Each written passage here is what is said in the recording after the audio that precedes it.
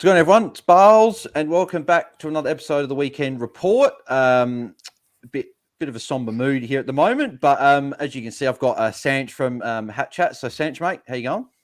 Yeah, not bad, Bales. It's a bit of a weird round this round for multiple reasons, but fun nonetheless. Yeah, it's fantasy always keeping us on our toes, which is why we love it and why we hate it at the same time. So, but yeah, round 20 is obviously concluded. Obviously, the first round of finals. Did you have any major finals in your league matchups that you're in, and how'd you go in those? Yeah, so my main one was the Hatchat League 6, which Yep. I gave a bit of a dusting to the boys during the week, and then a few of them performed this week. So I only managed to outdo Chase and Bacon by about 30 points. So Close one. nice and tight that league up the top. So it wasn't too bad for me, but otherwise I dusted most of the other leagues. Don't want to talk about the one where I came up against DC, but how'd you go, Bales? No, I had a couple of leagues I was in. My cash league that I run, I got done by 156 points, thanks to the guy. He had Zach Merritt. He had every one of his players got 100, like Angus Brayshaw, Jake Lloyd, Callum Mills, Zach Merritt, Hugh McCluggage, Luke Parker, Connor Rosie, and then Andrew Brayshaw, VC Loophole, and I only had Cripps and Mitchell that got 100 in the unique matchup. So, and that was out of 11 players. So yeah, he would have had a big one then, wouldn't he? 24-16. So he had a big round. The guy I played. So at least I got a double chance. So that's good. But then I won in my other league by 34 points. But he had Cogs and he had Callum Brown covering for him. So I know a few people had to deal with that. So not great, but yeah, very weird round that one. But yeah, we'll get stuck into everything from round 20. But before we do, obviously, as I started every video, if you haven't subscribed to the channel, make sure you do that. Trying to get to 1,000 subscribers, and also like the video if you're enjoying the content as well. So, Sanch, mate, how'd you go in round 20? Obviously, a bit of a weird round for a lot of coaches. Yeah, 23.69, which was pretty consistent for me. I think I can look at it here, 23.67, 23.80, 22.70. So just very consistent in the last little while, which has been nice. Yeah. How'd my round go? So VC'd Steel 107, so I ran into a layered captaincy, which was very nice. And then just ups and downs, really. So the cogs laid out. I was lucky I could make some switches for that. So my original trades were Cameron and Trelaw, I copped that bullet as well. Yep. It was one of two options, so Rowan Marshall and Himmelberg, or English and Dylan Moore. So I ended up going English and Dylan Moore. Then the forced trade came of Cogs, so I had to reverse that and managed to still do the same trades.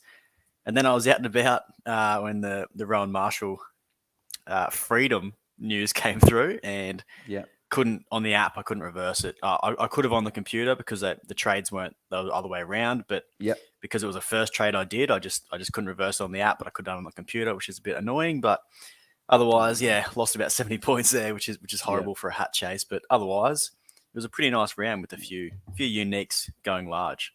Bloody Brett Ratton, I tell you. Like I don't normally get not angry on Twitter. I don't normally put anything too negative out there. I try and keep sort of positive because that's what fantasy is. It's fun at the end of the day. But I said these AFL clubs, like what? You had Brett Ratton. They're like, I saw his quote earlier about that decision, and his exact quote, if I can find it, was put up by Honeyball on Twitter. Should be here. Essentially said that they don't normally do that, and it's because we had a buy in the. Here we go. Yes, he said about the layout. We probably wanted to keep the Hawks guessing a bit, and the VFL had a buy. We don't usually do anything like that. Well, why'd you start doing it now? So that was annoying. And then, like Cogs as well, they said that he wasn't likely to play a couple of days out. So why didn't they just name him out on Thursday night and make everyone's life easier? But we know that the teams don't really care too much about us fantasy coaches, which is a shame. But oh well. But yeah, so plenty of drama. Where did that rank? Where are you ranked now for overall? So I know I'm up to 186. So I was just saying before, at halftime of the Bombers game was 103rd, I think. So the Zach Merritt bonanza in the second half just absolutely rocketed me back. So 186th, and I got a little bit of cash in the bank, about about 60K for this week. So I'll find out later in the week. I don't usually lock my trades in too early. I like to just have a few scenarios and see how they go towards the end of the round. Yep. Yeah. Well, thank God I was at watching UFC at my pub today, because I couldn't have watched that Zach Merritt thing. I'm glad I didn't. I just struggled yesterday watching the Rowan Marshall thing, because I probably would have got him over Gorn, but then obviously Campbell in, I couldn't really reverse that because Gorn was locked out. But yeah, what did I do with my trades? Yeah, I was going to go get Mills. It's like the third time I've wanted to get Mills in like the last 4 weeks. Coniglio being out, I ended up getting Tom Stewart, so I wasn't too angry with that. I wanted Stewart anyway, and then it was just that was a weird one. Did you watch much of that game? The no, I was at the Crows game at the same time, so yeah, I know he was struggling early, and he ended up picking up really late, which is good. But Stewart, we know, does that. I did that. And what was my second trade? Cameron Gorn. So so another week I was going to pick up Mills, Took, or Merritt. So could have been a lot better. Could have gone Merritt and Marshall instead, but obviously that's what fancy. But no, I got a 22.60. I fell down 90 spots to 23.16. I was hoping to crack the top 2K this week, but was unfortunately not able to do that. Obviously with Merritt, Marshall, and guys like that. So. But yeah, so obviously you can share a +3, -3 if you want. I know you guys do your Pig Brody and Mitch Duncan award on the Hatchat podcast. So feel free if you want to give one, but I'll give mine. So my +3 this week, I think it's got to go to Laird. Like, if you don't know, he's my boy. He's been my boy for a long time, and he's on a record pace. Jaden Popowski, if you don't follow him on Twitter, is great with analysis and stuff. So he's now got the record, obviously, for most 120 plus games with 8 in a row, and then next best is 6. And he's on track to, if he gets another 130 this week, he'll beat the 130 plus in a row record of 6 games. So he's just an animal, absolutely ridiculous. Andrew Brayshaw, also a bit of a shout out as well on the Friday night, and Petty Cripps, who I held, which I was pretty happy about him going nuts again. Then my -3, it's going to go to a few players. It's going to go to Jack Crisp, just crap. James Sicily, crap. Jack McRae, crap. Tim English, crap. Bailey Smith, crap. Tim Taranto, crap. And Harry Himmelberg, not his fault, he got chucked forward. So yeah, that was a bit of an awful role change, wasn't it? Sort of didn't see it coming at the same time. I thought he's playing so well in that role, they're not just going to change it. But yeah, not ideal, that scenario, because it's now just a week-to-week play, really. Yeah, my mate said he doesn't want to pick any Giants players, so and I can exactly see why. And yes, Moonboy, mate, I am fired up this week, mate. Not great at all. Losing league final matchups where I'm the commissioner and I'm finished second. Not great, but I like that Warney. Bale's up and about. Yeah, Warney, mate, up and about.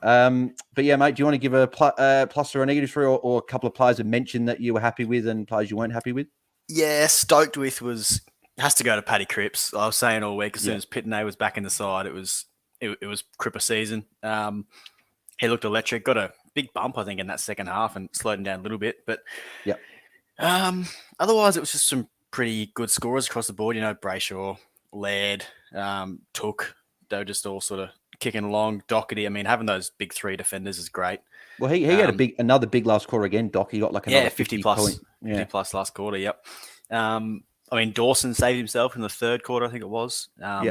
Bumped his score up. So started just really slow. All around, pretty, yeah. So all around just pretty good. Rosie just kicking along, almost a pick of the year, some would say. He's been great. And then, and then negatives. I'll say Brett Ratton, probably number 1. Oh yeah, Brett Ratton, Mark McVeigh, they're the 2. Oh, Mark McVeigh's fine. I don't have any happy Giants at the moment, so that's fine. Sam Mitchell, for giving it to coaches. We'll say Sam Mitchell for playing Dylan Moore at half forward for the first half of the game. That was outstanding. He's been great in the midfield, and I know you're a Hawks fan as well. So I'm a Hawks man, so I don't touch Hawks players. Just for reference, I will not go there. Never had Mitchell? Touch Titch. Did not touch Mitchell all year. Didn't want to touch Moore, but I had to because of the Rowan Marshall scenario. I didn't like anyone else. Didn't like Taranto or the mids in. Didn't like Himmelberg for the options I had. Yeah. So I settled with Moore, saved it, and almost had a goal after the siren, which would have been outstanding. What did Moore end up? 98. 98. Yeah. Got a mark with a few seconds, 1 or 2 seconds to go, and then played on. Siren went, and he kicked a goal from that kick. So anyway, that could have been nice. I put on Twitter as well. I don't understand. Like, I can understand Hawks rebuild, but I don't understand a Brownlow medalist starting on the bench and then playing a half forward and on a wing at times. Like, I know Mitchell still end up scoring well, which we'll discuss him later on, but I just personally don't get it, to be honest. But what can you do? So yeah, it's just one of those scenarios. Now we know it's coming, so yeah, hard to deal with. Like, I know he scored well, but I'm still happy to move him on just because we know what his role is. So I think if he's your worst player, you're doing well, because that back line is stinking it up. Shambles. Ruckman from week to week just impossible to deal with. So the Dogs a few forwards this week were just horrible. So the Dogs boys decide when they want to play well and when they don't want to play well. So we'll get into them. But a few scores from people in the chat watching here. Oh, yeah, Joe Keys, I like this one. Merrick casually getting 100 more points than Jack McRae. Don't get me started on Jack McRae. They got 60 more points than him in a half. Yeah, Calvin will love this one. I think McRae's worse than Gaff, worse head tilt than Gaff. Like, it's ridiculous how much he sulks when he doesn't get his own way. But yeah, Moon Boy, Merritt, you absolute lad, +6 for the greatest half Australian rules footy ever played. Yeah, we load a tackle with like 20 seconds to go holding the ball. He's just absolute animal. Andrew Griffiths, 2304. I feel was subpar, dropped 15 spots in rank, brutal. +3 to Zach, -3 to Robin Smith. I think just over 2300 was about par. So like 2315 was probably around there. I'm interested to see what par was for the 100. That's normally how I sort of check. Yeah, who's the guy that does it on the Facebook group on the Hatchat? Aaron Delaporte. So I'll be hanging out for his post a little bit later. Yeah, I'm looking forward to seeing what it is. I know for a fact, I'm pretty sure that Matt in first. He had Zach Merritt captain. So a little story on that. Yep. By the way it looks, Matt was trying to match James in second. So James had the C on Merritt all weekend. Yes, I saw that. Yep. So just before the Suns game, switched it over to Took, and Matt didn't see it. So 9 games. So didn't switch it back, which I think is too early to try me matching. But that's just me anyway. So I think maybe 2 weeks out, if it's close, you can try and match. But play your own game for now. Yeah. But yeah, anyway. So left it on Merritt and then saw that Took had it. So that would have been a nervous first half for the leader. Would you have gone Merritt or Took out of that? I would probably would have gone Merritt. Personally, I would have left it on Laird. I wouldn't have tried to match at all. But it paid off for him. Got an extra 49 point or 40 something point step up on him. So it's funny. Only 14 points. And both of the guys at the top are constantly ranking inside the top 1,000 for the week. So it just shows how important this year it's been to get that best team as quick as possible, because they're just getting. I remember last week Matt finished 26 for the week and James was 28 for the week. So yeah, pretty very very close up there. But it's now 104 points between them. So he's put a little gap on him again. I think it was 90, I believe, at the start of the week. So, yeah, it's very, very close up the top there. And then you've got Brett sneakily behind, not too far behind. He's another sort of 80-odd points back, I think. Yeah. Yeah, I think it's probably a top. Oh, no, the guy in fourth's only not too far behind. So, yeah, close to the top, but I'm certainly nowhere near that. Moon Boy, 2301, pit me again. You pipped me again. Andrew had Marshall locked all week until team sheets came out. Yeah, I know. That's a lot of people had that as well. Rat deserved -3. Yep, 100% agree with that. Had to hold Cameron, could have got Marshall, got Baz and English instead. Yes, English is not great. Screech 23-11, including a Callum Brown 6. Bloody hell, that's a good score. Houston, Cog and Trelaw. Yeah, not great. And I reckon that's probably all the scores there, I think. Oh, no, Kevin O'Malley, 24-60. That's a huge one. Laird, regret taking Laird VC instead of getting Merritt. You can't regret that. Yeah, you can't. What do you lock in personally if you've got a VC? If it's early in the round, I want 120. If it's a bit of a weird thing I do in my own head. But if it gets to later in the round, say Jack Steele before Laird's game had a score to 112, I would have locked that in. I would have taken that. Anything one over 110 midway through the round, I normally lock that in. But anything early, I'll take a 120. So yeah, I'm exactly the same. I'm 120 for the first couple of games, and then it's 110 pretty much for the rest of the round. So, but I would have. It also depends on who's coming. So like a Laird, if it's a 110, I'm not going to take that. I'm going to back him in to go a little bit higher. But if, say, a Laird early in the round gets me a 115 and I've got Mills or Took to come, I'll probably take that. Yeah, well, we're going to be blessed this round because Laird placed the final game and Cully, they're playing against West Coast. Cully won't be playing. whether Yeah, he's he wouldn't injured be or there. suspended. He'll get suspended for a few weeks at least, because that action wasn't great. But yeah, let's get into the games anyway. Actually, hang on. So Alan F 2478. Bloody hell! I wonder what the high score of the round was, because that's a massive round. That won't come in until after, but I'm sure there would have been a 2600 or something out there. But There'll be a very happy Caterpillar on this week's pod. I can tell you that much, with a 2450 plus. I'll say I won't ruin his surprise, but 2450 plus for a Caterpillar. Well, this week. that'll put DC back in the hat chase. He was a little bit concerned before the round, but I'm sure that'll come up in the Hatchat pod, which I'll be listening to 100%. But let's get into the games anyway. So Fremantle and Melbourne was the first game on Friday night. So Andrew Brayshaw, obviously fantastic. Gun. Just gets done, which is good, because I'd owned him for 3 weeks now. He got a 78 and a 98, and finally was able to crack 100, which is good. He'd been doing it all year without when I didn't have him, so that was good. I want to get your thoughts on Petrarca. I don't know if you watched this game, but Petrarca 110 looked a lot better. Like, his tackling pressure was good. Is he a hold for you? He's always been a hold for me, because he's someone that, like we saw here, as soon as Oliver was tagged, he's the number one mid. So yeah, he was always a hold for me. Didn't love people jumping off. Even though this game, it was written on the wall for him to get a big ton. No scoring shots doesn't help. yeah. I just think there's a lot more issues in people's sides now. So I don't think he's as far off those top 8 mids as what some forwards are off top forwards, or some defenders. We've got like a short still in that midfield role, Sicily and Crisp. Yeah, just horrible all around. Yeah, no, not great. Well, here's one for you. Well, I personally would hold Petrarca over Neil and McRae. Personally, I'd trade Neil, because he's got the last 2 games. You'll get tags, and McRae just, we'll get into him later on, but not great. So and he's got Collingwood coming up, Petrarca. So I'd imagine he's probably going to go big this week. Angus Brayshaw, midfield change, and it sounds sort of like that they might be content to be keeping that role. So if he's a midfield role, he's got to be a top 6 defender, surely. I think that came about because they knew the tag was coming for Oliver. Yeah, so and I think thrown the extra Harms is out as well, I think. Yeah, I believe he was. But I think that they'd said. I think Simon Goodwin said a tweet. He said that that they'd been looking to put Brayshaw back in the midfield for a few weeks now. So yeah, I don't know. I think it just perfectly came together with a tag coming. But yeah, if it'd be a great point of difference in that high end. I'm not sure if the 3 of them can. And Viney, so 4 of them can continue at being 100 plus mids. But he's a great point of difference if someone wants to jump on. Yeah, no, 100%. Hatchat's very own Pig Brody. I put a tweet. I had to, and I didn't get what DC's tweet was, but I forgot DC traded him out, so that's why he said he's just like, "Thank you for that," with a gift from Dr. Phil. Salty, grumpy man. But bloody Will Brodie, he's been the pick of the year, I think. Like, we thought at under 400k he was going to be a stepping stone at buys.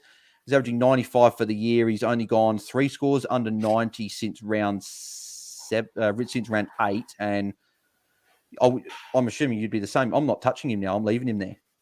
Yeah, I've got other issues. We've got, 3 rounds left. I've got multiple other issues to go before him. I like keeping a list of players I need to go, and he is well off that list now. Oh, 100%. Yeah. I'm definitely not touching him. Gorney, 87. Did well to sort of get to the 87 because he was struggling early. But he saved that a lot. I think they realised that Jackson wasn't the dominant force in that midfield against Darcy, and Gorn started taking over as the game went on. So he definitely saved that. Yeah, hopefully that continues, him just being the main ruck, because he's the captain. They need to keep winning to stay in the top 2. So Clayton Oliver, I think he's not a bad target this week. 3 poor-ish scores by his stands in a row, but Geelong, tough game. He broke his hand later in the game. Bulldogs obviously had the hand issue, and Dogs obviously hard to score. And then he got tagged by Freo. He's now got Collingwood, Carlton, and Brisbane. Is he a guy that would be on your radar now? Probably going to be close, if not under a 900k this week. He's tough because at that price, it's going to be a great option. But you got another gun mid they're throwing in there, so I don't think Brayshaw's the type that'll be doing a roll on anyone, whereas a Harms does a roll and lets the other 2 run free. So it's tough. I'm not sure he'd be at top of my buy list, but it'd be a great point of difference again. We know what he can do. We know what he did for the first half of the year. Yeah, I'll tell you what, that would be at the top of my list for buying. I can't watch that anymore. Christian Salem as well, probably the only other noteworthy one, only 44. So if people got him, those defender issues, I'd be looking at him. It's funny that defenders were the issue, weren't the issue early in the year, because we had all the guys getting hundreds. Now, only probably 2 or 3 of them are, 3 of them are getting good scores, and the rest of them are just deciding when to have good scores. Maybe Stewart will be the other one at the moment. So we'll head to the Collingwood-Port game. Who impressed you in this game? Connor Rosie, just standing up.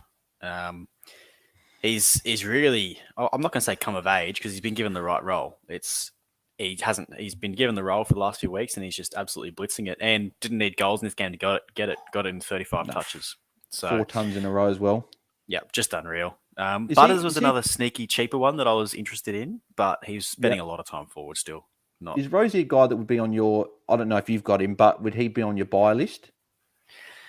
Or is it still a little bit of a not one that you'd really fancy? I'll have to look at their CBAs for this game, and he was second behind Wines. So they got a nice run. They got Richmond, Essendon, Adelaide to finish off the year as well.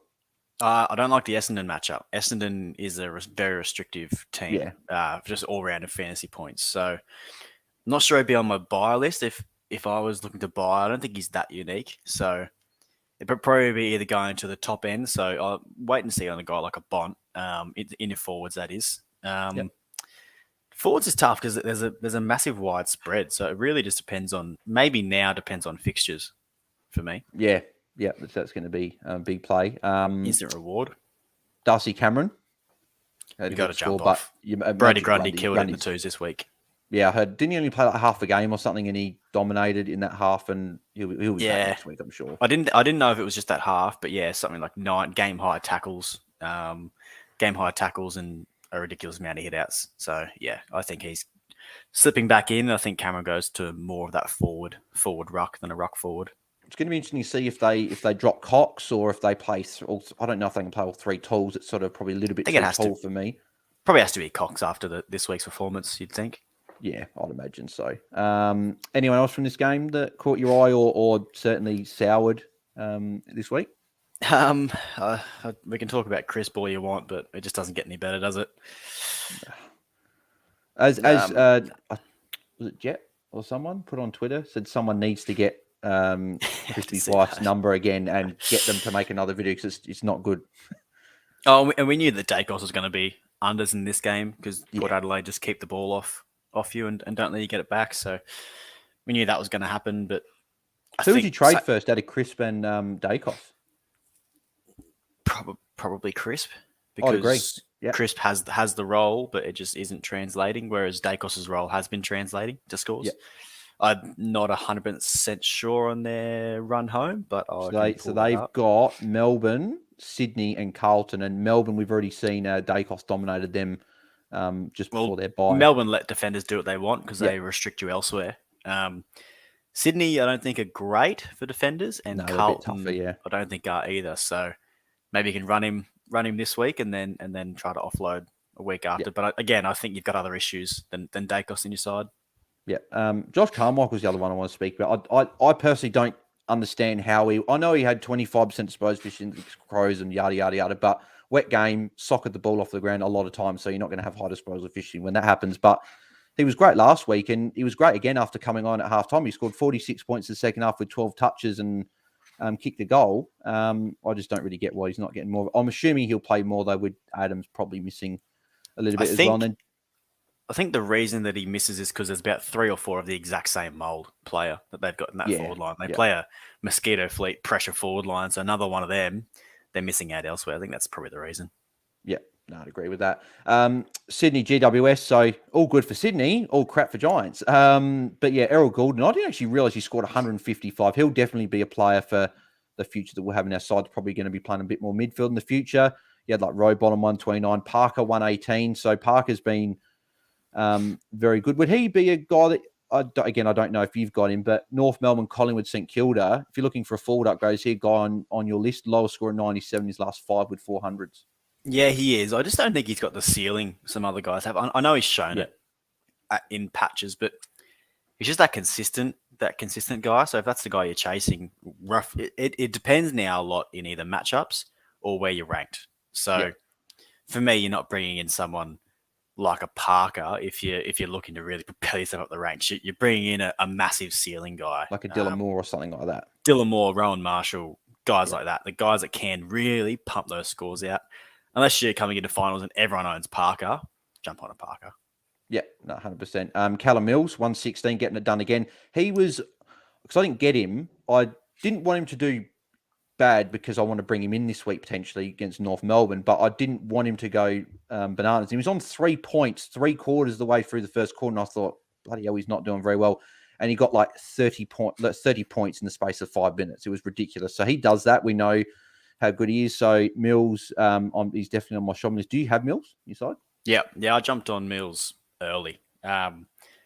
Early first half of the season. The West Coast Hawthorn game, wouldn't it? Around that early. Yeah, it was probably the West Coast game where he scored maybe a 104 or something, and then the week after that, everyone jumped on for his 160. So I don't know if you know the story, but round 5, which was the round he was playing West Coast, he was about 840 from memory. So yeah, West Coast 106. He was priced 857.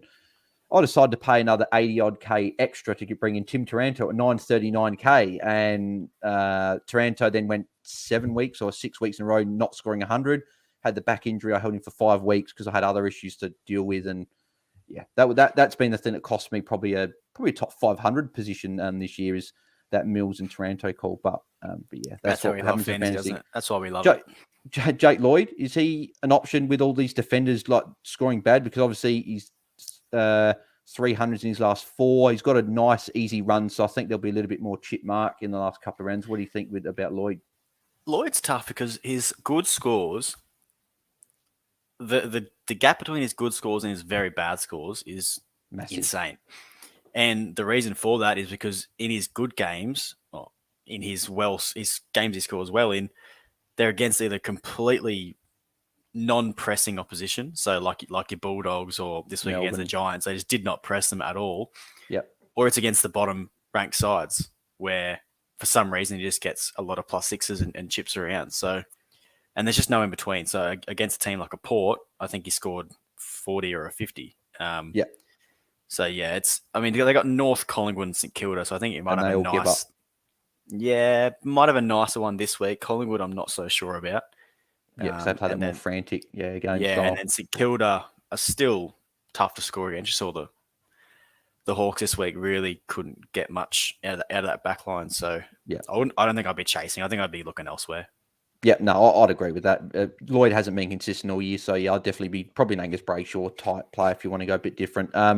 Josh Kelly, 91. He was the top scoring Giant, so they were absolutely shocking. As Martin McVeigh, some choice words, that's for sure. That he's saying them checked out and everything. It's good to see. It's good to hear. It's good to see. It reminds me of, I don't know if you follow soccer much, but I remember the Man United manager came out. He was an interim manager, but he wasn't going to get the job, and he came out and essentially said that these players aren't good enough, and he just didn't get jobs. So that would probably tell me Mark McVeigh's not going to get the job at Giants. Obviously, Clarkson or Hurd or someone like that's probably going to get that job. But Prusy, 85, but asterisk, he's probably, I don't know if he's got a week yet, but he's likely to get a week for that hit on row bottom. So that's just the story of... So Prusy was in my trade plans before the Cogs scenario.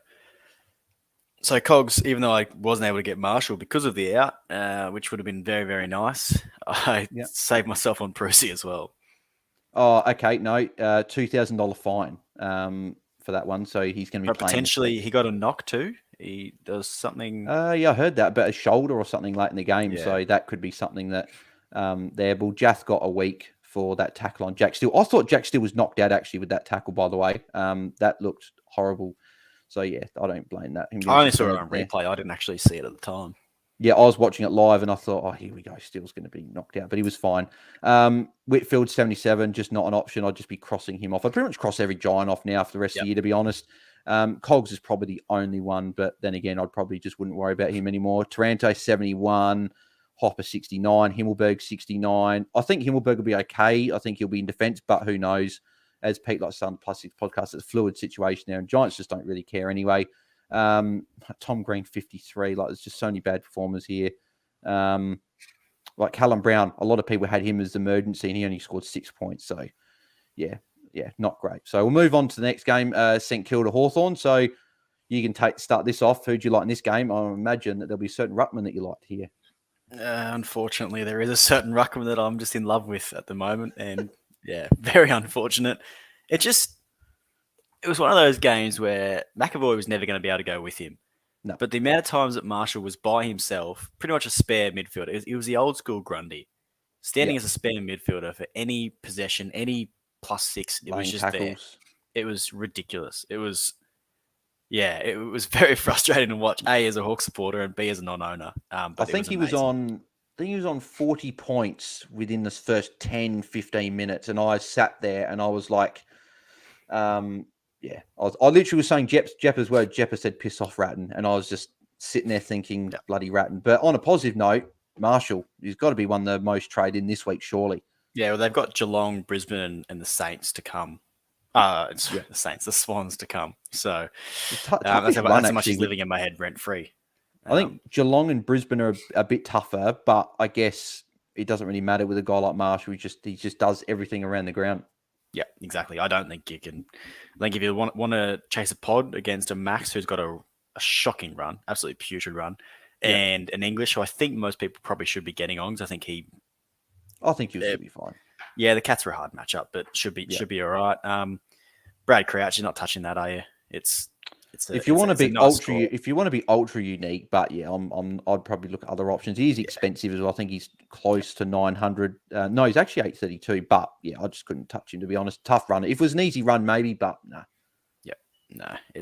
That's probably not ideal. Jack Steele, he's still in my eyes a top 6 or so mid. So if you've got the chance, just hasn't got the same ceiling, I guess, as last year. He looked good last week, but no, that's fair enough. He wasn't running for those. Although the opportunity there was there for these marks, he just wasn't really getting them because the Saints were just able to cut through the Hawks so easy early on. So wasn't really piling them on. Tom Mitchell. And then Tom Mitchell, you're not going to trade him in, but you're not going to trade him out now, are you? He's not. Well, funny enough, he's actually got a very good matchup this week. Gold Coast at Utah Stadium. So I dare say that he's probably going to put Actually, here's a question for you. Rank in trade outs of Neil, McRae, and Tom Mitchell. Obviously, considering that Neil's got the 2 tags in the last 2 rounds as well. I'm just going to check what the Bulldogs mid. They got Hawthorn in the last round at Utah Stadium, but McRae was doing my head in. I just want to say their CBAs. So McRae was still top in CBAs with 20. Mitchell had 13 CBAs, and that was from 22 centre bounces, so about 50%, or just over. Sorry.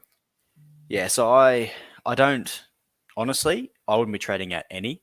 If I was to trade any, it'd be locking there with the 2 tags, likely in the last few rounds. Yeah, and that's where I'm leaning towards as well. Because even today, he only got 100. I know Richmond playing a lot of low-scoring fantasy games, but yeah, I'm thinking Mitchell now probably a hold until round 22. I'll probably get rid of him at the Bulldogs game, but yeah.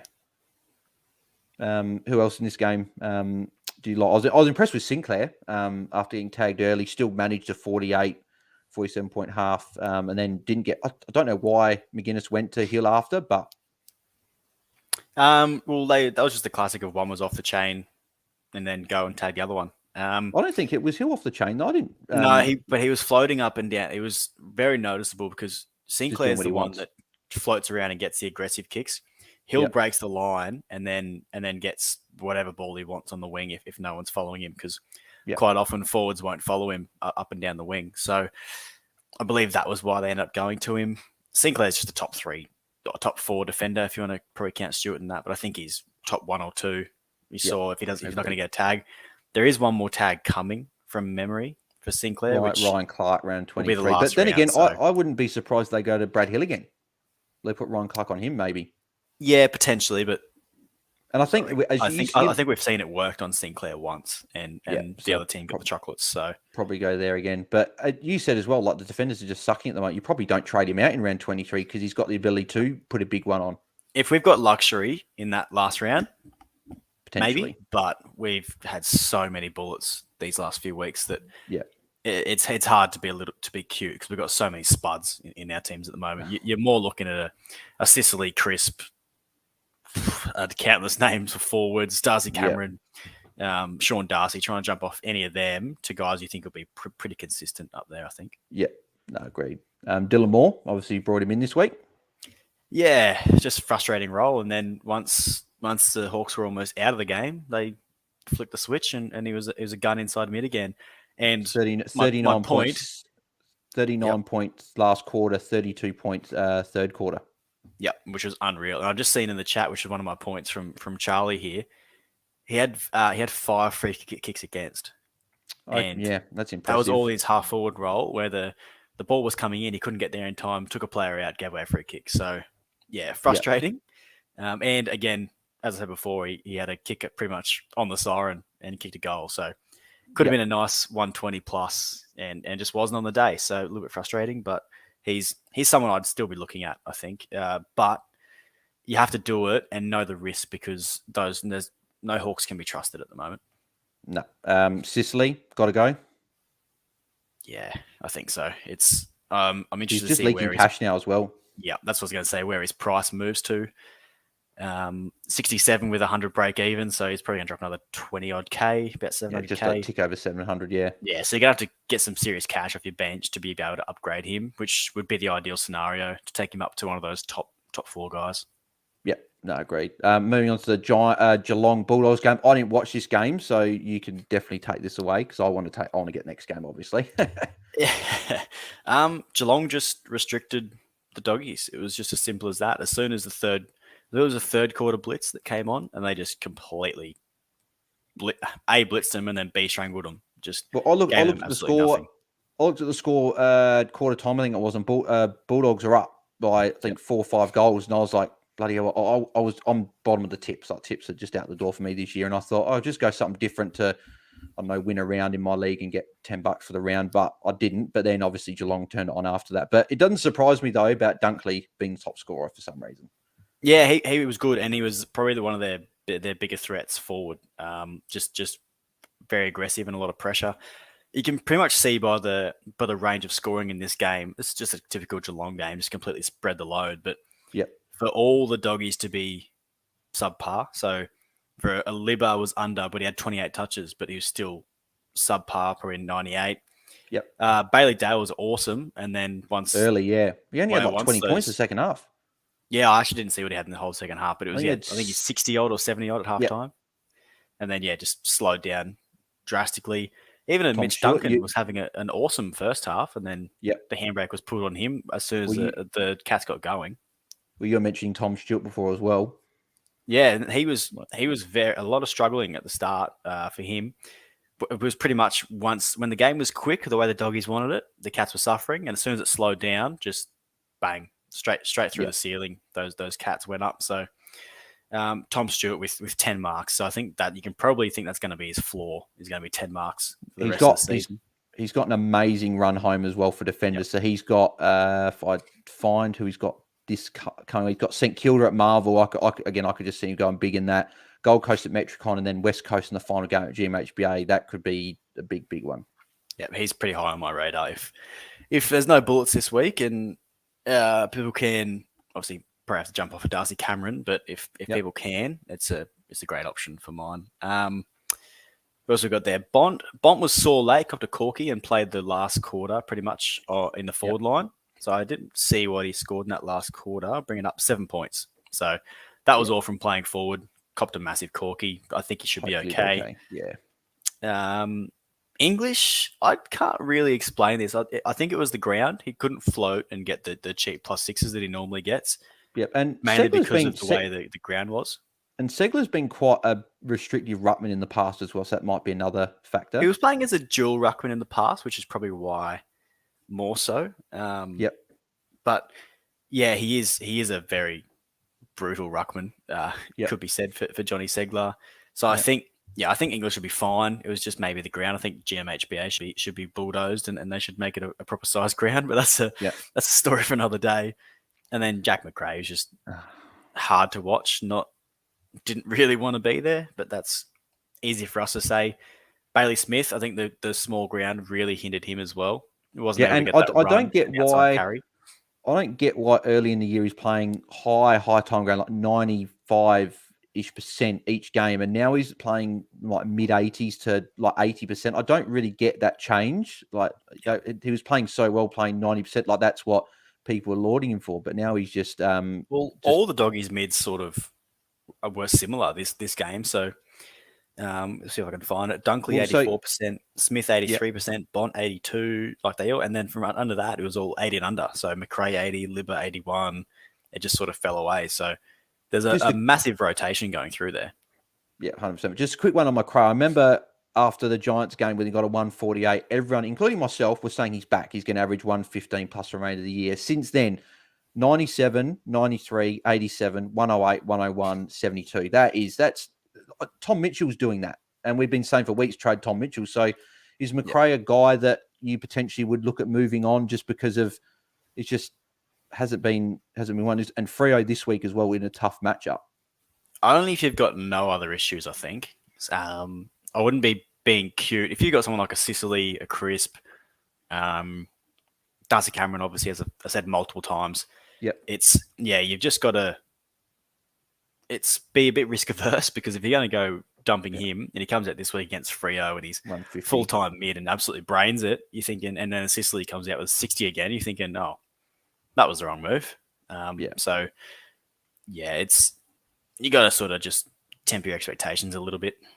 Yeah, no, agreed. That's probably it from that game as well. Yeah, me and Jake's mate, Buku Karmas, 51, still playing in the team, which is nice. But so we'll move on. 5, you two.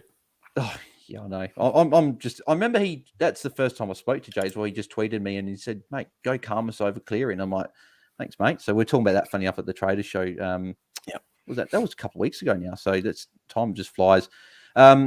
Crows and Blues, my boys, got up in a very, very nice win, which was good to see. They played very well. I don't know about you, but Adelaide Oval and Crows matchups seem to be high-scoring games. Like the Collingwood Adelaide game was high-scoring, Melbourne Adelaide was high-scoring, and this game you had another 4 players score over 119. So Brody Smith, Brody Smith, 141, played well, but that's just probably more for draft. It'd be good for that.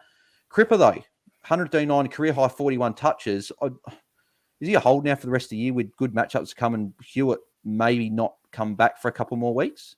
Yep. Pitney's back, lock and load. Especially if Hewitt's out as well, it's going to be a little bit of a cherry on top. But Pitney back, good matchups, lock and load. I'm more than happy to lock and load Paddy Cripps.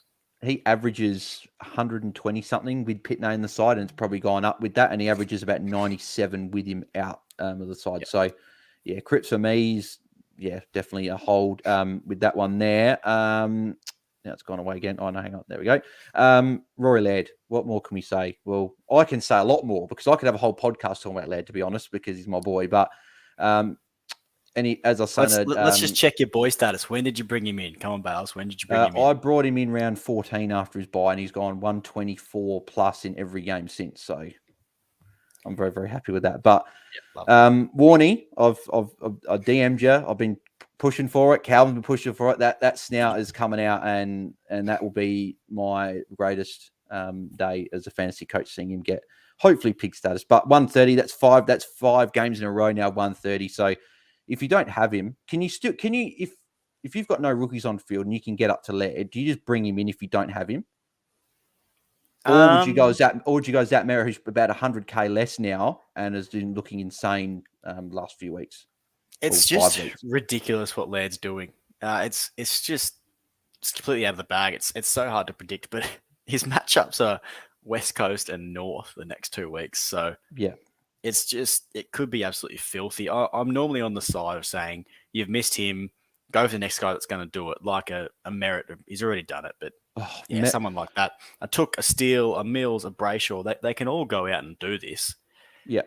But he's just got the form. He's had the matchup. He's got the matchups to come. Sorry. So, I find it really hard to not be owning him at this stage. Laird is 1.07 million. Like, it's ridiculous. Like, he's the only player ever. Can you? You've got to. Like, so for example, like I just saw Andrew put in the chat then, Merritt is up to 970k now.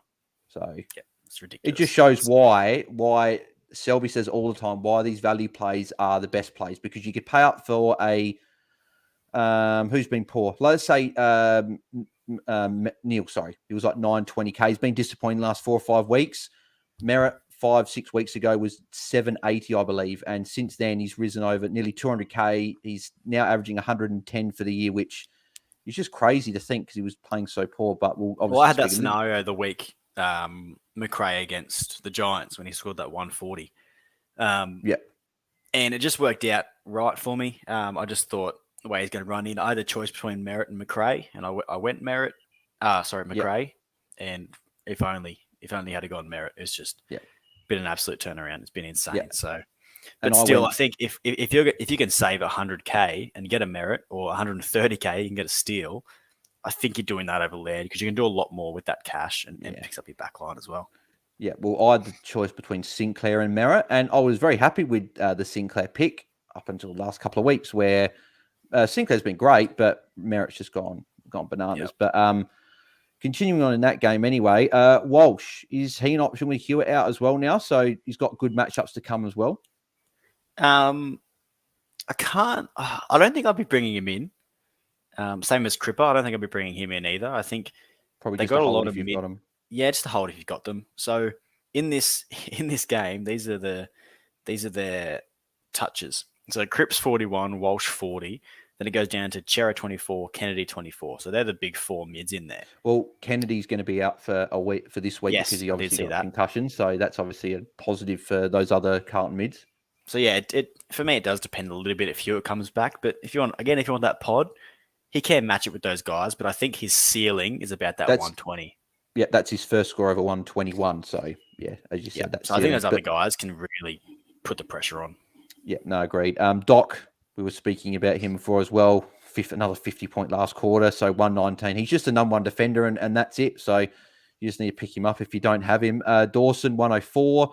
I think he's going to go nuts in the next 2 weeks with West Coast and North Melbourne.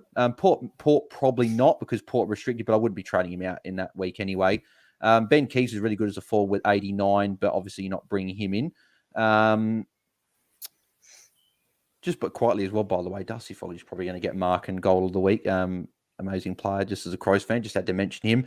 Riley O'Brien, 62. So obviously we know these rucks are just up and down. And Riley O'Brien is probably the one that summarises that. The weeks that he's big is when everyone's big. So is Rob a trade out? If you've got him, would you be moving to an English or a Gawn or a Marshall? Yeah, I think so. I think he's just a little ways off. I think we were talking this week on the pod that maybe you could stick with him for a little while longer, but he has got a couple of tough matchups from memory.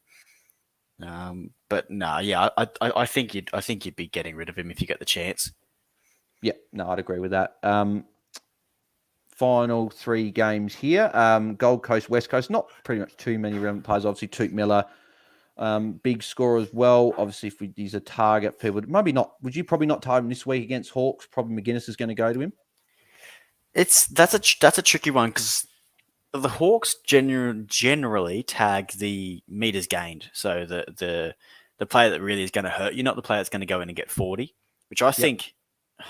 I don't look at the stats, but watching a game, you see someone like a Noah Anderson doesn't hit all these targets, but he's a very aggressive going forward type operator. So I think it may go to him, but again, each to their own. It probably goes to Took, and they just try and limit his possessions inside in and under. McGuinness is a good runner as well, so I think he'll be able to stay close enough to Took. But obviously, we know Took's one of the best 2-way runners in the comp. Andrew Brayshaw's got that mantle this year. My boy Gaffey, 106. Not an option, but he's my boy. He's a cheap option, but as a pure forward, no. Pure mid, sorry, no. Jared Witts, same conversation with Rob, but he's obviously got a few easier matchups. Would you be still moving on Witts if you've got him? Yes, if he's... I just think the rucks are going to be... I said I was on Pod this week as well that my scenario was that the rucks are going to win or lose you in fantasy coming up. So, and we saw that this week with a Witts and a Rob were just slightly unders, and a few of those other rucks had better weeks. I mean, not heaps better weeks, but just enough to hurt you a little bit. So Yeah. I think there'll be some big ceiling scores from other ruckmen. So if you can, and it's your worst player, go ahead. Yeah, no, agreed. And then the only other one from that game was Cully, 36. Obviously, he's going to get suspended and he's injured. I don't know what his injury was, but he's probably going to miss anyway. So, yeah, he's going to be a loophole option now for the next few weeks, especially playing in that last game against Adelaide. Richmond, Brisbane, who caught your eye in this game or didn't catch your eye? I was sort of just watching the scores in this, and then the Lions are up by about 40 odd, and then all of a sudden I check again and the Tigers have won. Just no one catches your eye on the Tigers, do they? They're just a horrible fantasy side. They just bum rush forward, which is why Short's just, if he's your worst player again, he's got to go. If Short was playing his defensive role, he'd be different, but he's just all over him. Yep. McCluggage and Neal, I don't know what happened here. If it was the Tigers that just restricted them to their average scores, but yeah, it wasn't ideal. Zorko, I have to check his stats, but I believe he had a fair few frees against in this game. Let me have a look. Zorko only had a couple. Only a couple. Yeah, no, don't worry. He was helped a little bit by the other mids being probably unders, and then Kitty Coleman was unreal in this game from what I saw at the start. He's just not fantasy point. He's just a great player. Like his ball use is fantastic. Like if Rich was to retire, I don't think he will. I think he's probably still got another year or so left in him. But if Rich was to retire, I think Kitty Coleman would be one of the first picked in defence next year. Yeah, he's just been unreal. I'm not sure what his average is, but 81 for the year would be amazing. Yep. Yeah. No, he's been great. Who else was there? It's no one else you're really going to touch, is there? I mean, Zorko's very cheap. I'm not sure. What do you reckon, Bales? Would you go there if you were cash starved? No, I couldn't do it. If there was a week left, I might, but I'd almost go your mate Aaron Hall over him if he comes back in. So yeah, I couldn't do the Zorko thing. Like at least Hall's got that huge ceiling, whereas Zorko just doesn't have that ceiling at the moment. So yeah, but obviously thoughts on Neal. Is he a potential trade at Ken if you've got your defense sort of sorted with those better scorers in your forward line? So is Neal a guy with those tags against who was it they got? St Kilda in round 22, which Windhager will definitely go to him there, and then Harms will go to him in the last game. And then Carlton, who are a bit restrictive Carlton as well. Are a tough midfield matchup because they're just so brutal. Except we didn't see that this week for a Laird. I probably would be jumping off if you have the chance. If you can get to one of those top end mids, I wouldn't be doing it and taking a punt on someone around the same price. So I wouldn't be doing it and going to a Paddy Cripps because I see them probably about roughly the same if all things go well. But yeah, if you can go up to one of those big dogs and you're not losing points elsewhere. So what I mean by that is if you can go and kneel to, let's not go Merritt. to Laird or let's go Merritt. So what do we reckon he outscores him by? 30 points the rest of the year? Yeah. You're getting about... Could be that, yeah.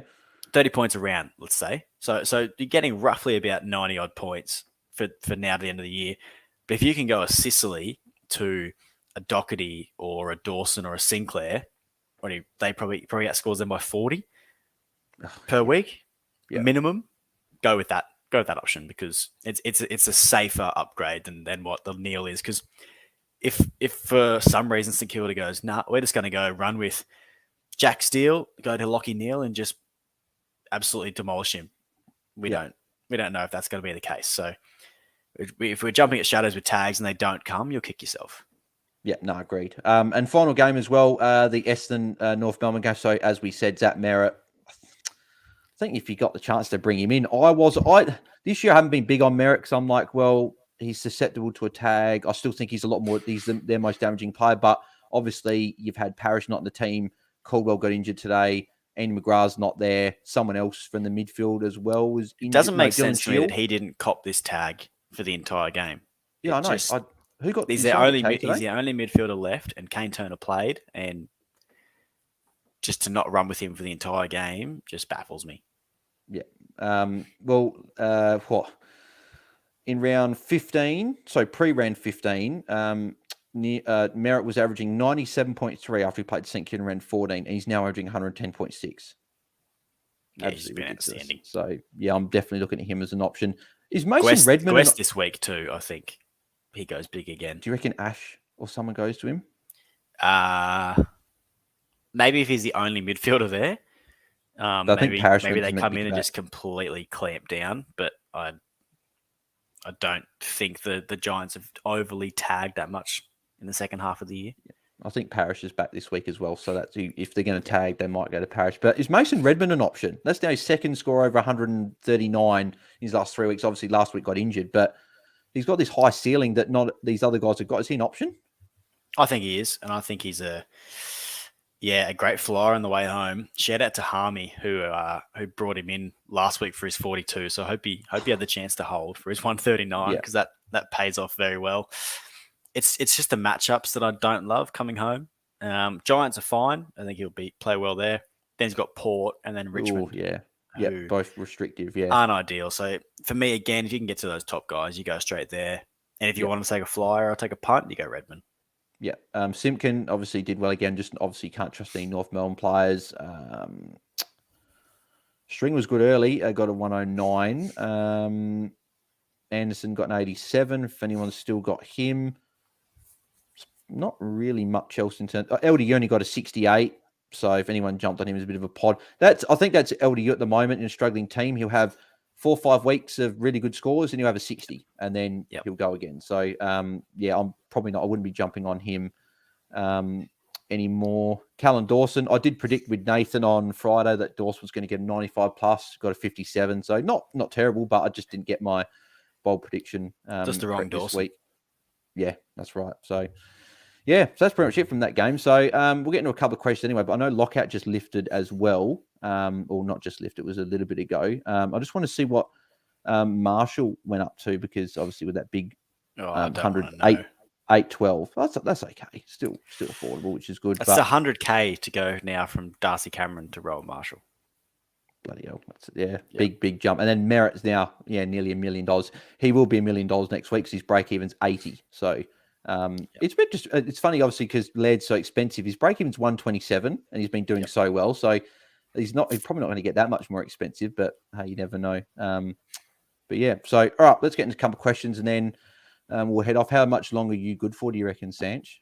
However long you want me, mate. Oh, yep, beautiful. Yeah, we'll probably go. I'll be talking fantasy whether it's live or not. It'd be like probably another 10, 15. We'll run some questions. Then that's probably. Let's do it. We'll do it. So if you're watching live, chuck your questions through, and we'll get to as many as possibly can.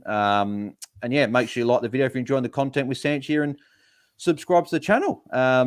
So let's have a look. What do we got here? So in terms of questions, a few chats here.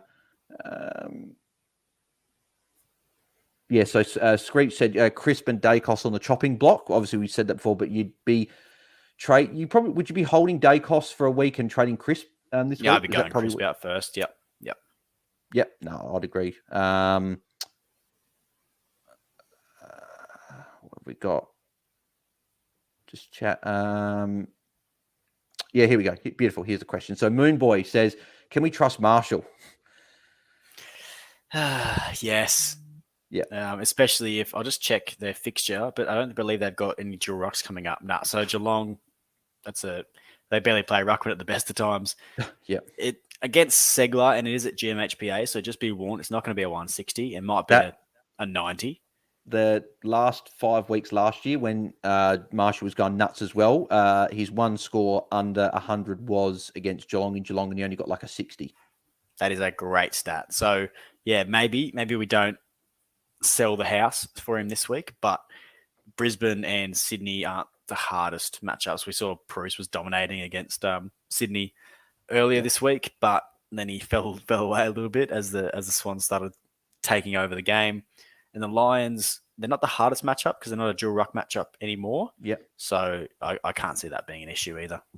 Yeah, no, I agree. So I do like Marshall, but as you said, maybe not this week against Geelong. Geelong's at Marvel this week. Oh, is it? It's got on the app that it's at GMHBA. I'll have to check on the actual AFL app. It's got on the fantasy app that it's at GMHBA. Yeah, no, it's GMHBA. Is it? Which, that hurts. Yeah. I thought, why did I think it was at Marvel? Yeah, GMHBA. Yeah, that's a tough matchup. Probably because they don't deserve 2 home games in a row. Yeah, I probably won't be getting Marshall this week, but then again, he just looks so good, so he might still be a guy you're doing. Screech says, looking at going Crisp to Redmond. Ticking that off. As we said, good matchup this week, but couple of restrictive matchups to finish with Port and Richmond. Yeah, I mean, I'll tick it off if you want to be looking for a pod. I'm just going to throw in and have a look at a few defenders around that price, 784. Would you trust Brayshaw over Redmond? That's a tricky one for me if he's playing midfield. If the quotes by Simon Goodwin about this potential mid-roll that might be staying, like saying that we've been wanting to get Brayshaw in the middle for a while, if Brayshaw's playing midfield, he's going to be a lot for a top 6. So he's maybe a guy that I would look at as well with Collingwood this week. And even if he goes back in defence, I still think he'll score really well. So that's something to note. So I do like Brayshaw. Toss of the coin for me between those two, but Redmond's the uber pod between those two. Yeah. If you can get 11K up to a Stewart, I'd still be doing that. Yeah, Stewart for me is probably the number one target. Obviously, those top 3 defenders, Dawson, Doherty, and Sinclair, probably the 3 you want to go for. But yeah, I don't mind Brayshaw and that. But yeah, I don't mind that. And then obviously, Screech says, well, Dacos hold for a week v Melbourne. Obviously, we said that's what we would be doing. What do we got here? Paulie D got 2383 up 1,300 spots. Oh, good stuff, mate. Always nice to rise up those ranks. Screech, everyone trading D Cameron. Yeah, I think he's got to go with Grundy coming back. Oh, look at this. Paulie D was bringing in Steele until Cogs, then was 10K short, so took Merritt. That's kissed. Yeah, that's probably more. That's more kiss than my couple of weeks ago. I had Laird VC against Collingwood, and I didn't have any loophole option because all 3 emergencies played, but I had Carmichael emergency, so I was able to take that. That was kissed, but that's even more so. But that's 70 points kissed, and mine was 70 points the other way because of Marshall. That's just love it. As you said, fantasy. This is fantasy. This is why we play it. We don't play it because it's easy. Yeah, 100%. Screech, I think I'll trade Crisp and Darcy Cameron. Yeah, as we both said, I think it's time for those guys to go. Just on that, would you, in that scenario, say you had no cash, would you be going a lower option in the back line, so like a Zorko or something, and then a premium ruckman, or are you going a cheaper ruckman and then a premium backman? Because the options are pretty scarce as in the rucks, so I think you probably have to take. I think you've got to go the big rucks and go the cheaper defender, because the defenders aren't. I know the rucks aren't doing much, but I think Gawn, English, and Marsh are going to be those guys that are going to be consistent. Whereas those defenders you just don't know. So yeah, you could take a punt on a Zorko in that situation, or an Aaron Hall, or someone like that. So that's probably where I would look at something like that, definitely. But no, that's a very good question, that one. Rowan Marshall's the most expensive ruckman. What a time. Who would have thought? Who would have thought? That's why it's annoying me that they're saying Paddy Ryder wants to go again next year. I'm like, no, we want Marshall next year starting in our rucks. We'd gone probably more likely, because I'll be going set and forget again. I can't stuff around my rucks. But then again, look at this year. Screech, I got Fat and Cow Brown to rage trade after lockout and just get a cheap rookie. There will be always is. I got Ware, D'Ambrosio, Owen, Saligo, and Cal Brown all fatting on my bench. Yeah, I'd probably say, a Callum Brown. He could get dropped. He only got 6 points in the whole game. So, but yeah, it's probably time to start cashing out some of those guys if you can, to try and upgrade on your field. Here we go. Charlie Boychik. Is Luke McDonald a good medium range defender? So what's he been doing? I probably wouldn't say with Hull coming back in, wouldn't be, but he plays a role which isn't great for our defenders. We want them running off, having no opponent.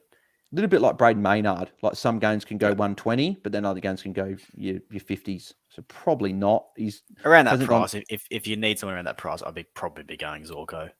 Yeah, Zorko's around. Yeah, Zorko's about the same price. Yeah, I'd be definitely going Zorko. So I wouldn't worry about McDonald. He hasn't gone 100 for, I think, 8 or 9 weeks. So, Screech. I didn't see the game. Was Keir Coleman injured in the second half? I saw him go off I don't know what he did, but he came back on and then got stuck on the bench at the end of the game. So I think he's fine. But is Coleman an option?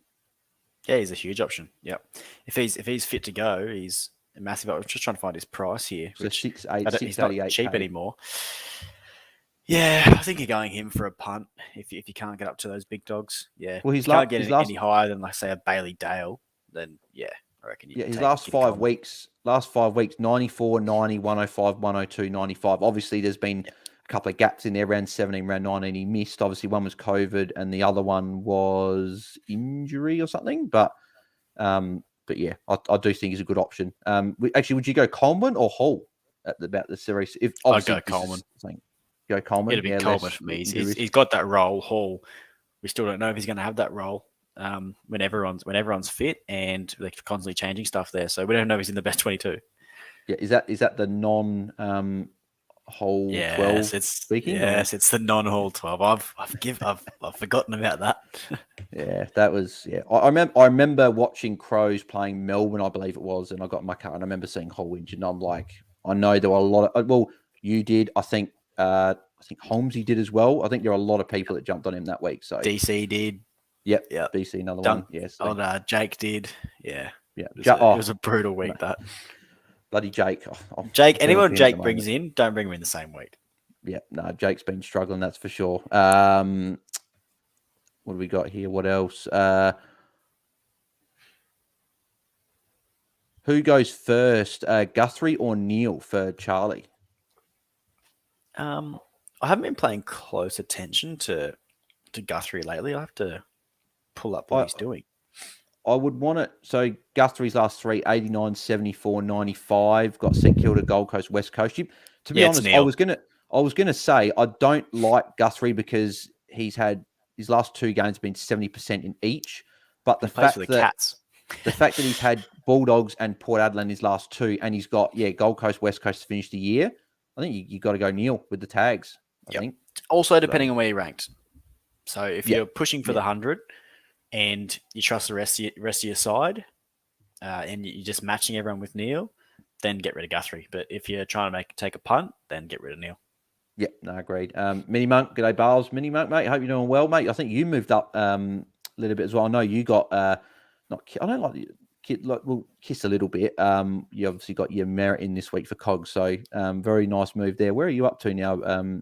Actually, you're up to 41st, so yeah, mate, doing very well.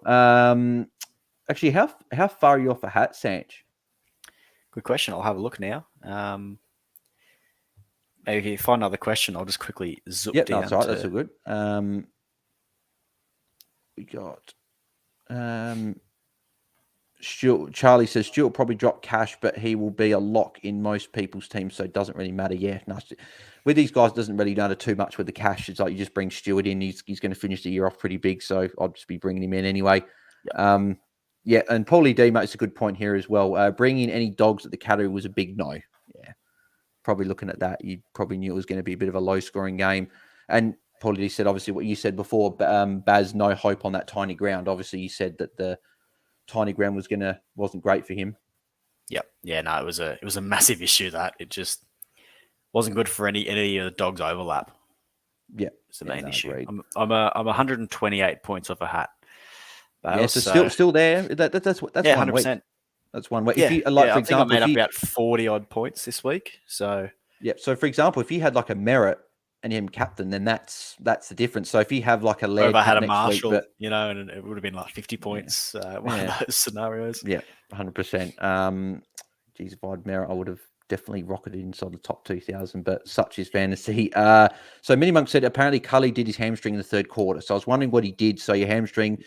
He might be out for the rest of the year, unfortunately. There's only 3 weeks left. So normally hamstrings are your 3 to 4 weeks, obviously depending. But yeah, McCluggage, 12 minutes on the bench in the second quarter, says Andrew. So yeah, but McCluggage just isn't getting those CBAs anymore. So I'd probably be crossing him off the list.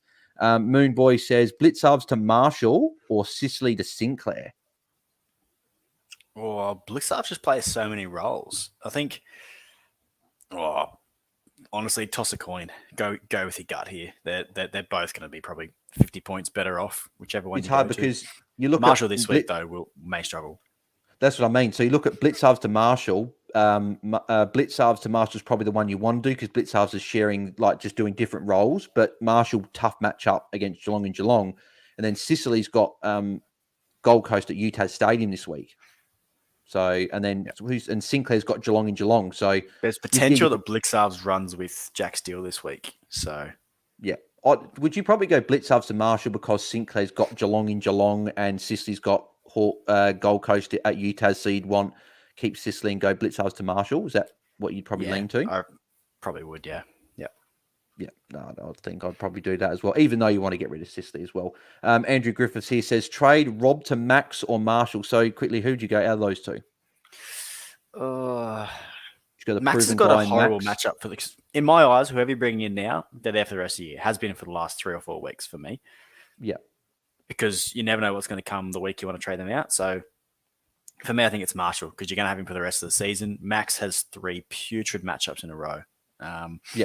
Especially with Grundy back this week, was a dual ruck setup. I know they generally do all right, the Melbourne rucks against dual rucks.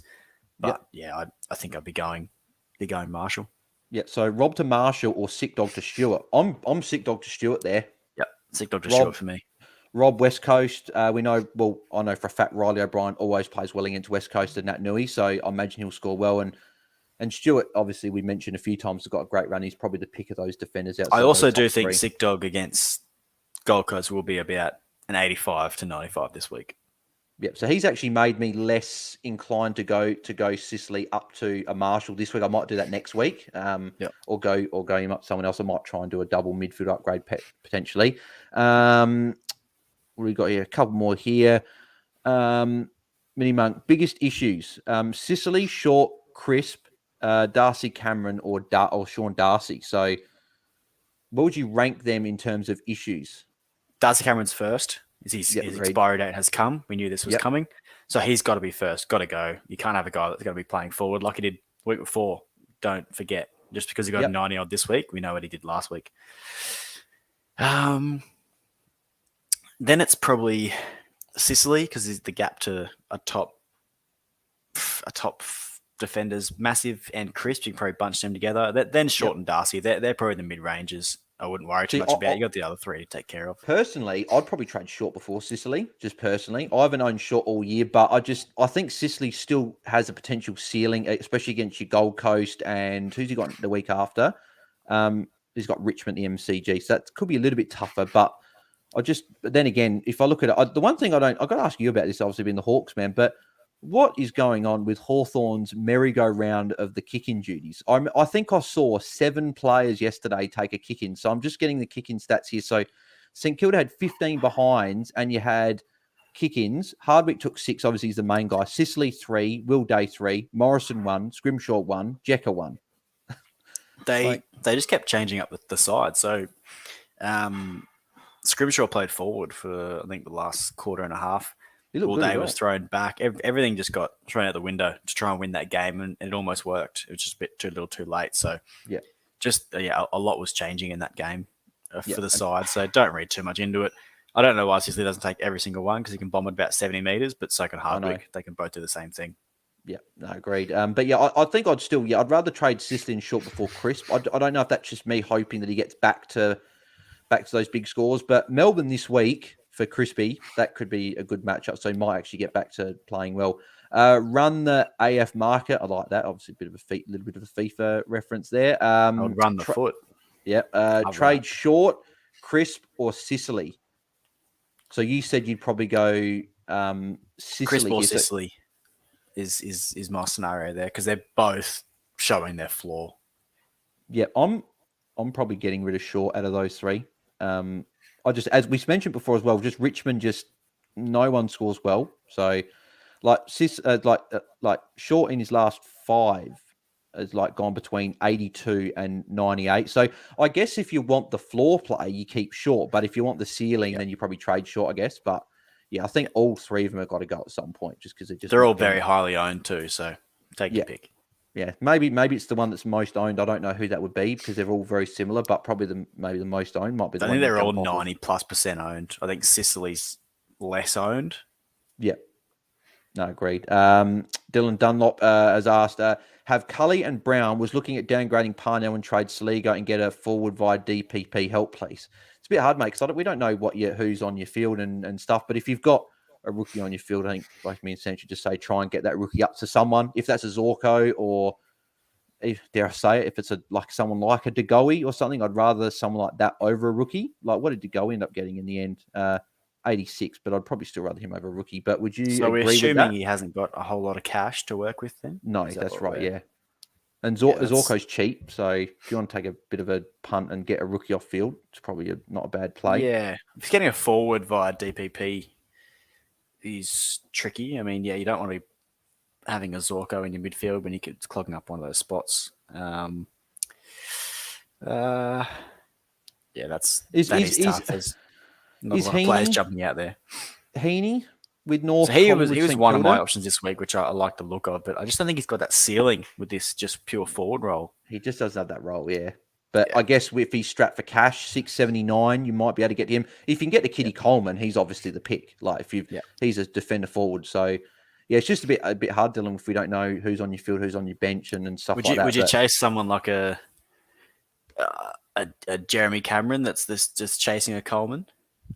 If it was a 1 round play, I would. Yeah, I wouldn't for 3 rounds. I think for 3 weeks, it's probably a little bit. For the last 2 weeks, you could. Who did I say they've got? They got St Kilda this week. Then they've got West Coast in the last game. Then they got Gold Coast. So you could in the last 2 weeks, but not this week. Not against Saints. I probably wouldn't. Wilkie and Battle are pretty good defenders. So, but I think Cameron and Hawkins will still do well. But Zach Butter's another one that I might look at. Yep. Yeah. What's his price at the moment? 626. Yeah. So yeah, Dylan, that's another one there that I wouldn't mind jumping on. But I wouldn't be. He's probably not going to have that ceiling though. He's probably going to be around the 80 to 100 mark. Yeah. No, I agree with that. David has asked, who goes first? Witts, Darcy Cameron, Short, Crisp, or Sicily? So obviously very simple. Obviously, we mentioned this before. Darcy Cameron does go first. Yep. Would you get rid of Witts before one of those 3 defenders, or is it still Cameron and then like a Sicily, Short, Crisp, and then Witts is your last priority? He's got a soft matchup, so he's probably an 80s guy as that tap ruckman. Yep. The others, you don't know what you're going to get, so I'd probably be going one of those defenders first if you can get up to one of the big dogs, because the ruckman, we don't know what we're going to get week to week, so I'd be going up to one of those big defenders. Yeah, we've just been spammed in the chat by some weird bloody crap. So there you go. Just block that, whatever that thing is. So yeah, thanks for coming. Thanks for tuning in, whoever that was. What do we got here? So Mini Monk, had Bailey Smith in until Cogs was out, went up to Merritt and held Darcy Cameron. That's kissed, ended up with a 24.54 to go from 73rd to 41st. Wow, that's rocketed straight in. So when I'm Monk, mate, I'm sure I'll talk to you on the spaces next week. But yeah, mate, you're pushing hard. So good stuff there. David Clark, thanks for reminding me of your league victory over me on another platform. Mate, yeah, league matchups is getting tight. Bit of bragging in the comments there. Yeah. Joe Keys is trading Taranto to Marshall an option. Not this week personally for me with Marshall's tough matchup, but surely surely you've got other issues in Taranto. Like you'd think personally. So. There's every chance that Taranto was one of the players not named in the working well part of the speech. So yeah, I can't actually. Who were the 8 players that were named? Because there were 8. He said 8 players. I don't know who the 8 were. Taylor, Kelly. Oh wow, yeah, great question. The Berg. I don't know if he was one. It was a select few. It was a few weird names too. Yep. So certainly wasn't juicy. That's for sure. No. So, yeah. No, I think you probably got a Sicily or a Crisp or someone like that. Would you trade them over Taranto and maybe get in a Angus Brayshaw against Collingwood or a Stewart? Yeah, I would be. Yeah, go to those top defenders, because those top forwards aren't that far off week to week. Yeah, no, agreed. And Charlie, again, obviously mentioned Guthrie before. Guthrie's Tom and Grant kills his scores. Yeah, he'd be a 110 plus guy if it was more game time. Joe Keys, Taranto to Marshall or Chris to Redmond? Oh, that's probably get Chris to Redmond for the pod. Probably this week, yeah. If Yeah, Marshall wasn't against the Cats at Gym HBA. Yeah, you'd probably go Marshall then. But yeah, it's a tough one here. And then Moonboy like that. Bales have made the big time. Here come the bots. Yeah. Yeah, I didn't even see that. I think other people saw it Friday because I was scanning through the chat. So, but that's probably it. That's probably we'll cut it. Been a bit of a longer one, but Sanch, mate, what are your plans for potential trades? Obviously, it's very early, so you're probably not going to know exactly what trades. But any sort of idea about what you might look at doing? Yeah, so I'll probably end up trying to cash in something on my bench. I've got a lot of cash on my bench. I'm one of the lucky few, but I think it's going to be stuck on my bench for the rest of the season. Yep. So one trade will be probably a Parnell or a D'Ambrosio because they're the more expensive ones. I'll get rid of one of them. And then it'll be Darcy Cameron going. I've got English in my forward line, so and maybe two. There's not even that many premium forwards, to be honest, Bales. It's getting a bit tough. I've got a few of the big dogs, so it may be to a Marshall just to ride that wave, because if in case I can't get him for the last 2 weeks, I'll jump on him now and then just whatever score comes this week. Otherwise, maybe a Bailey Smith, something like that. So just I will be looking a little bit poddish / top scorers for the rest of the year, because really this time of the year, don't worry about who is the top player. Look at who's got the best run and who's going to score the most points, because that's all that matters now. Yeah, no, agreed. Well, I'm actually looking at, I just did a quick sort of play around what I could do.